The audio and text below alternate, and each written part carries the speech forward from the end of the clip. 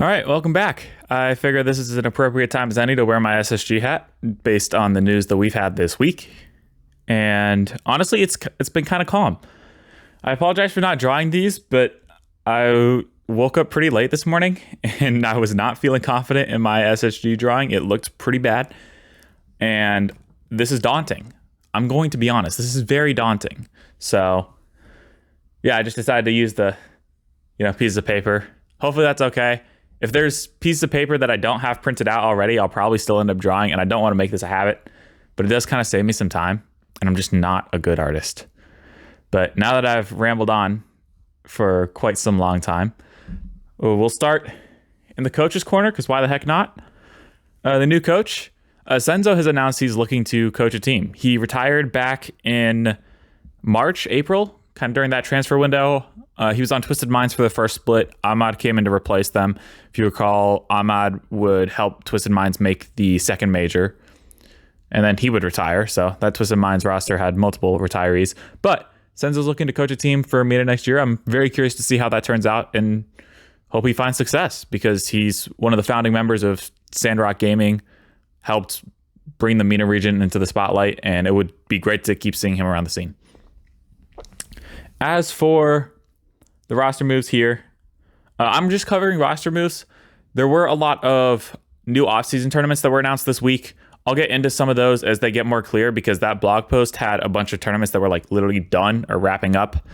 And it had one that was like a $20,000, Polish land that honestly it kind of confuses me. So as I see more announcements about, more high prolific lands, some of the stuff that all the big teams are going to be playing in, I'll talk about those like I've been doing with Flip and Spin, but I don't feel like writing all those down on here. But now that I've said enough times, let's go with Spacestation Gaming. So big news out of the SSG camp this week, and it was not expected to be big news. So on Tuesday, there's that RLTV.com account that was like, oh yeah, Spacestation are picking up Snowmen, and everyone's like, what is going on? Because this used to be like a meme account that would tweet like, Nolly stopped to help an armadillo across the road, and all of a sudden they're leaking that Spacestation are picking up Snowmen, and it was a little bit confusing. They weren't necessarily far enough along in the process for this to get announced, and so Achilles kept his mouth shut for a couple hours while he talked with, I'm guessing, the Snowmen and definitely the SSG guys. And it's looking more and more likely, more and more official. Spacestation, addressed the rumors by driving a car into a snowman and posting on Twitter. So for those who don't know who the Snowmen are, that's Frosty, Scrzbbles, Reveal. They're going to be coached by Xpere, who was their coach for the third Open Qualifier of this year. This is a high potential roster. They didn't have the best results last season. They made it out of Swiss once. But they did make a top four when they made it out of Swiss. They made it out of Swiss 3-0, beating Genji, and then they beat Cloud9 in that quarterfinal. It's a very, it's a young squad that has the opportunity to grow, and a lot of people wanted to see them invested in and, have that org backing. Hopefully they can continue on the up and up. A lot of people are starting to make the comparisons like, oh, are they, the North America version of Team Queso or the North America version of Liquid? And I hope they can live up to that, but I hope that they stay the Snowmen. And that sometime in the future, everyone's like, oh, is this the EU version of the Snowman? Something like that. So that being said, Queso's hard to beat. Anyways, Spacestation picking them up. Along with that, they've officially released LJ, Hockser, and Sadjunior. This was, as excited as I am for this, this is pretty sad. LJ was the second most iconic Spacestation gaming player, only behind Sypical. I probably don't have the opinion that a lot of people do on that. A lot of people probably say Daniel on there, but I hold firm. Typical LJ. LJ did wonders for this team, and Hockser turning it around was also phenomenal. So definitely sad to see them go from Spacestation. But along with that, Sadjunior is expected to coach NRG.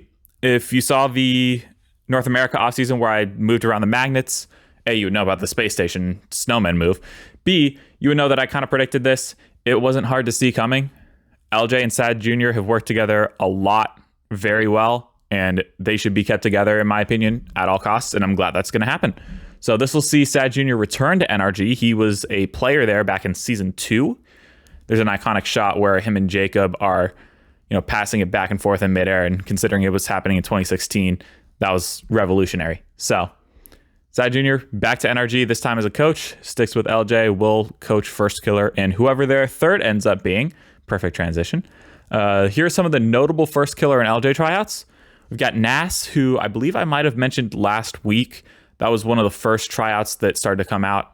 Either that or I mentioned it in the Magnet video. I can't remember if it was a thing last Sunday or not. The other tryouts include Hockser and GarrettG. Now, I'm a little bit confused with the Hockser tryout because it seemed like when the initial post was out that Hockser was, when LJ and Firstkiller were first trying people out, it was Nass and Hockser. And they were like, okay, Nass, but Hockser's probably not in the running anymore. And then Achilles has been doing this weekly update on all the scrims that have been happening. And Hockser's still on that list. So it's possible Hockser's still here. I wouldn't hate it. I still would not hate it. And then GarrettG from, Stay on Energy is an actual legitimate tryout. I will talk about two other people here that I don't have written down. The first one is Rise. Rise has been on vacation. He should be getting back soon. I feel like he's been on vacation for a while. But the reason that you haven't heard Rise in scrim rumors too much is because he has not been scrimming just yet. He is expected to get an NRG tryout. So do not be surprised when that report comes out that they are at least trying him out. The second player is Justin. I was the one theorizing that, we could see LJ Firstkiller Justin. It would be cool to see Justin return to NRG. I was hoping just from the content, the viewership, the excitement angle that this would happen. I have not seen this clip myself, but reportedly Justin has said on stream that he has declined a tryout with these two. And he would rather stick with Shopify Rebellion. This honestly makes sense. Rebellion has had haven't had any trial scrims, haven't been trying anyone out, seem to want to stick. They were a goal away from making the last LAN and potentially making a run to Worlds. That's a little ambitious to say, but looks like Justin wants to run it back with those two and doesn't want to join the LJ Firstkiller duo. So that will very likely not happen unless something changes on that front. Figured I would talk about that at least. Then we're going to switch over to Europe as I close this out. There's been a lot of fun with the Gentlemates roster. Basically, it was Seikoo. We make all these, Vatira GM, Firstkiller GM jokes. This was quite literally Seikoo GM for Gentlemates. He had two options that he could go with, and he was screwing with both options to see who he wanted to decide on. This week, he made that decision. It looks like the Gentlemates roster next year is going to be Seikoo, Radosin, and Juicy. The surprising bit of news is that Eversax is actually staying as their coach. Eversax and Itachi have been a coach-player duo for 2.5 years, probably. So the fact that they are seemingly splitting up is very surprising. But the other option that Seikoo had on the table was Seikoo, Itachi, and Oski. So in my personal opinion, I'm confused. I don't know why. But then again, I was confused about BDS last year. So I will hold my judgment and, not sleep on this roster just because I thought the other alternative was better. Speaking of the other alternative, Alpha 54, Itachi, and Oski are looking for an organization. I skipped this point because I kind of have it down here. The problem with this is that contracts are a thing.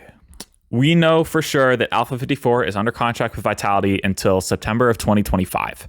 That makes playing outside of Team Vitality very difficult for Alpha 54. And the fact that Exotic and Monkey Moon are now on the team makes playing for Vitality very difficult for Alpha 54.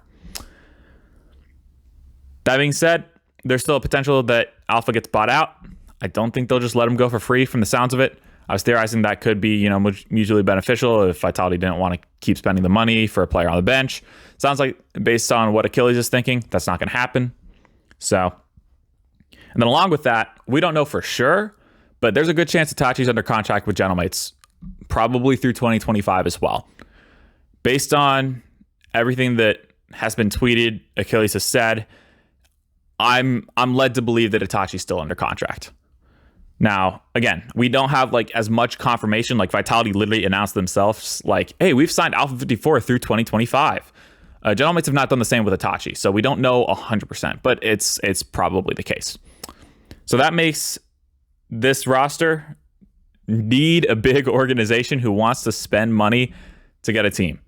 And that being said, if you're looking to get into the RLEsports space and You want a team that has the potential to make lands, and honestly, it'd be a long shot, but it would not be impossible for this team to win lands.